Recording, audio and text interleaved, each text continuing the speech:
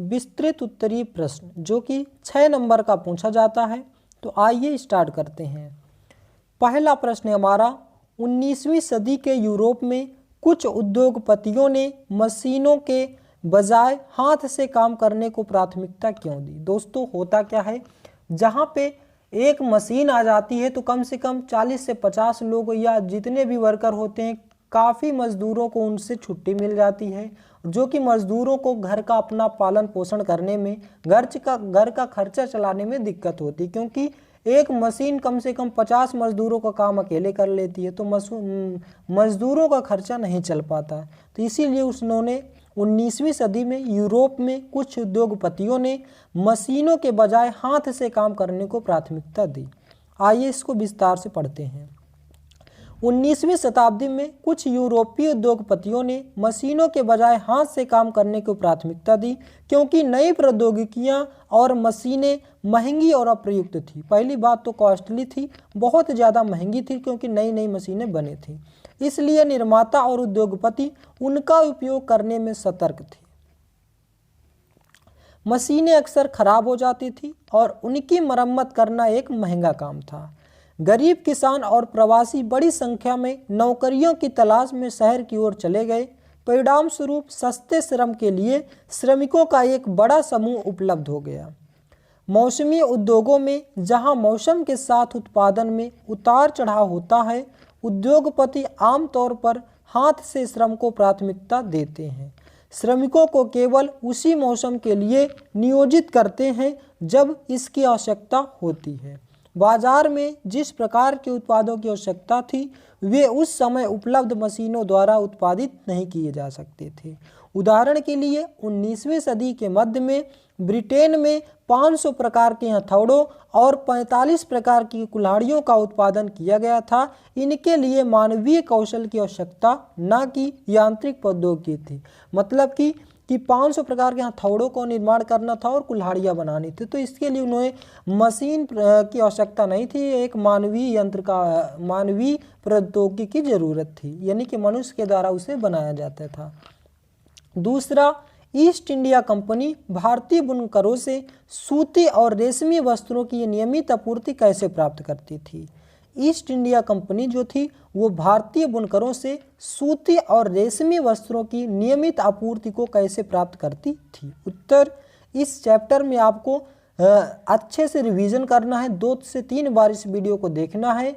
आपको इसकी नोट्स ज़्यादा तक, इसमें कोई ऐसा इंपॉर्टेंट नहीं है जो एक कपड़ा वाला जो हमने पढ़ा था वो क्वेश्चन आपका इंपॉर्टेंट है, और एक 19वीं शताब्दी का ये इंपॉर्टेंट हो गया।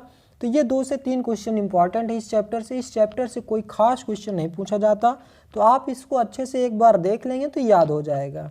दूसरा प्रश्न हमारा, ईस्ट इंडिया कंपनी ने भारतीय बुनकरों से सूती और रेशमी वस्त्रों का नियमित आपूर्ति कैसे करती थी। उत्तर, ईस्ट इंडिया कंपनी ने सूती और रेशमी वस्त्रों की नियमित आपूर्ति सुनिश्चित करने के लिए विभिन्न कदम उठाए, जैसे कि उन्होंने व्यापार के अधिकार पर एकाधिकार स्थापित करने के लिए राजनीतिक शक्ति स्थापित की।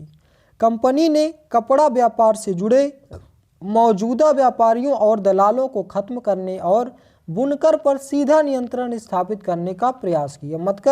मतलब कि डायरेक्ट बुनकरों से संपर्क करने लगे, दलाल से कोई वास्ता नहीं रखे। इनसे बुनकरों की निगरानी, आपूर्ति एकत्र करने और कपड़े की गुणवत्ता की जांच करने के लिए वेतनभोगी नौकरों को नियुक्त किया गया, जिन्हें गोमास्त कहा जाता था। मतलब इन्होंने ये नियुक्त किया कि ये अपना डायरेक्ट सेलर से संपर्क रहेगा, जो भी कपड़ा बुनते थे बुनने वाले से डायरेक्ट संपर्क रखेंगे तो अच्छा माल मिलेगा और पैसे की बचत होगी, जो भी दलाल लेता था वो उनको नहीं दे लगेगा। इनसे कंपनी ने बुनकरों को अन्य खरीदारों के साथ सौदा करने से रोका। एक बार ऑर्डर दिए जाने के बाद बुनकरों को कच्चा माल खरीदने के लिए ऋण दिया जाता था। जो लोग ऋण लेते थे उन्हें अपना उत्पादित कपड़ा गुमास्ताओं को ही सौंपना पड़ता था, वे इसे किसी अन्य व्यापारी के पास नहीं ले जा सकते थे। उन्होंने प्रबंध और नियंत्रण की एक प्रणाली विकसित की जो प्रतिस्पर्धा को खत्म करेगी, लागतों को नियंत्रित करेगी और कपास और रेशम के सामानों की नियमित आपूर्ति सुनिश्चित करेगी। इस प्रणाली ने कंपनी द्वारा निर्धारित मूल्य पर बिक्री को बाध्य किया। कंपनी ने बुनकरों को ऋण देकर बुनकरों को अपने साथ जोड़ लिया। तीसरा प्रश्न, कल्पना कीजिए कि आपको ब्रिटेन और कपास के इतिहास पर एक विश्वकोश के लिए एक लेख लिखने को कहा गया और संपूर्ण जानकारी का उपयोग करके अपना लेख लिखें। उत्तर, 18वीं सदी के इंग्लैंड में निम्नलिखित आविष्कार कपास के इतिहास में महत्वपूर्ण मील के पत्थर हैं आदि। जेम्स हारग्रीव्स ने 1764 में स्पिनिंग जेनी का आविष्कार किया। इससे कटाई के काम में काफ़ी सुधार हुआ। जॉन ने 1769 में फ्लाइंग शटल का आविष्कार किया, जिसे बुनाई प्रक्रिया को बढ़ावा मिला। नेक्स्ट, रिचर्ड आर्कराइट ने 1769 ईस्वी में स्पिनिंग जेनी में सुधार किया ताकि जल शक्ति चलाया जा सके और उन्होंने इसे वाटर फ्रेम कहा। 1776 में सैमुअल क्रॉम्पटन ने म्यूल का आविष्कार किया, जिससे वाटर फ्रेम और स्पिनिंग जेनी दोनों के फायदे शामिल थे। नेक्स्ट, 1785 में एडमंड कार्टराइट ने पावर लूम का आविष्कार किया, जो कताई और बुनाई दोनों के लिए भाप की शक्ति का उपयोग करता था। एली व्हिटनी ने 1793 में कॉटन जिन का आविष्कार किया, जिसने कपास के रेशों से बीज निकालने समस्या को हल हो गई। यह हाथ से 300 गुना तेजी से बीज को रेशों से अलग कर सकता है। बाद में आर्कराइट ने एक पूर्ण कपास मिल बनाई, जहां सभी कपड़ा निर्माण प्रक्रियाएं ही छत और प्रबंधन के तहत पूरी की जा सकती थी। कपास मिलों को चलाने में भाप शक्ति के उपयोग ने बहुत महत्वपूर्ण भूमिका निभाई। बहुत कम समय और कम शारीरिक श्रम से वस्त्रों का उत्पादन बढ़ गया और 19वीं शताब्दी की शुरुआत में इंग्लैंड में लगभग 321 भाप इंजन थे, जिनमें से 80 सूती कपड़ा मिलों में उपयोग किए जाते थे। और फिर इसके बाद ईस्ट इंडिया कंपनी ने बुनकरों की निगरानी करने, आपूर्ति एकत्र करने और वस्त्रों की गुणवत्ता का मूल्यांकन और निरीक्षण करने के लिए कंपनी के वेतनभोगी नौकर गोमास्तों को नियुक्त किया। गोमास्ता ईस्ट इंडिया कंपनी और बुनकरों के बीच के कड़ी थे। कंपनी ने बुनकरों को कपड़ा बुनाई के लिए कच्चा माल खरीदने के लिए ऋण की व्यवस्था की। तो ये था हमारा बहुत ही महत्वपूर्ण प्रश्न है, इसको याद रखना। अभी इसी तरह का एक हमने लघु उत्तरीय प्रश्न पढ़ा था, सेम यही क्वेश्चन था, थोड़ा उसमें 60 में था। तो पहले आप उसको याद कर लेंगे, फिर इसके बाद इसी में से कुछ ऐड कर लेंगे, तो आपका एक विस्तृत उत्तरीय प्रश्न बन जाएगा। नेक्स्ट प्रश्न, प्रथम विश्व युद्ध के दौरान भारत में औद्योगिक उत्पादन क्यों बढ़ गया? उत्तर, प्रथम विश्व युद्ध के दौरान भारत में औद्योगिक उत्पादन निम्नलिखित कारणों से बढ़ा।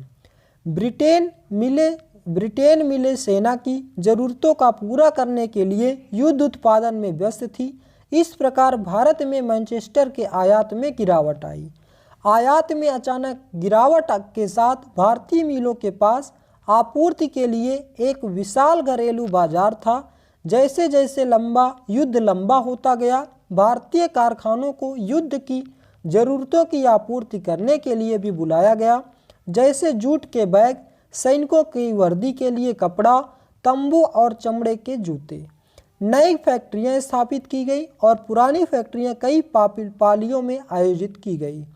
युद्ध के वर्षों के दौरान भारतीय उद्योगों में तेजी आई और कुल मिलाकर प्रथम विश्व युद्ध ने भारतीय उद्योगों को बढ़ावा दिया।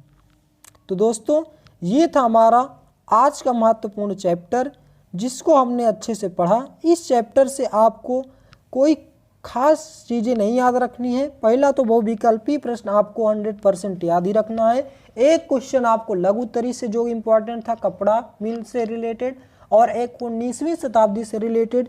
इन दो क्वेश्चन को आपको लिख लेना है अच्छे से, और फिर उसके बाद वीडियो को 2 से 3 बार देखना है। रिवीजन आपका हो जाएगा और आप एग्जाम में अच्छा आसानी से लिख पाएंगे। तो दोस्तों, आज का वीडियो आपको कैसा लगा, इसका जवाब आप हमें कमेंट बॉक्स में दें। यदि आप हमारे चैनल पे नए हैं तो चैनल को सब्सक्राइब करें, वीडियो को लाइक करें और ज़्यादा से ज़्यादा शेयर करें।